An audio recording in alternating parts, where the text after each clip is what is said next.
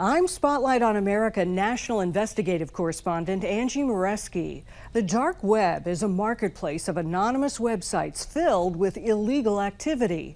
Despite efforts of law enforcement to take down bad actors who lurk there, many continue to thrive. We take a closer look at why it's so hard to stop them. Take us onto the dark web. Getting on the dark web is not something most of us do. The main sites have mostly drugs, fraud, and digital. Jacob Lott, an internet security expert and white hat hacker who helps businesses fight cybercrime, guided Spotlight through the complicated process. You have to use a VPN. First, using a virtual private network to encrypt your internet location. Do the Tor browser install. Then downloading a special browser called the Onion Router or Tor, which blocks the tracking of your movements. Are you in? Yep. Once you're in, What do you see? Cocaine, weed, Xanax. you find many online marketplaces for illegal goods and services. Stolen credit cards, accounts, passwords, emails, any kind of number of drugs that you can think of, firearms, and other hacking services. The sale of drugs, weapons, and tools for fraud is rampant, but also much worse. There's sex trafficking, they're selling a lot of child porn, they're selling things that people are going to put a value on to pay to see or experience. Incredibly disturbing things Spotlight documented included ads for the sale of human organs, murder for hire, even tickets to watch torture, many images too graphic to show. It's a group effort to fight the dark web. It is, and not just domestically, internationally. The Secret Service is among the multiple government agencies that fight illegal activity on the dark web. From credit card fraud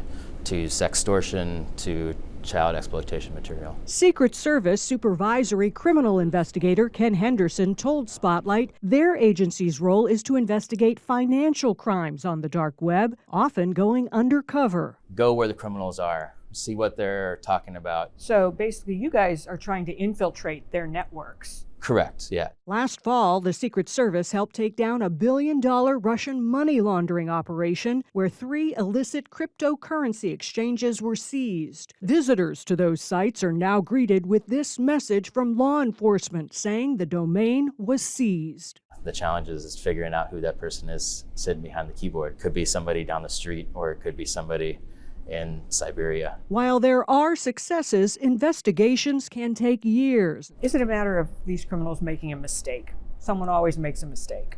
Yeah, and it's sometimes not when they're doing the crime, but when they're just online doing their own personal thing. Sometimes they mix up accounts.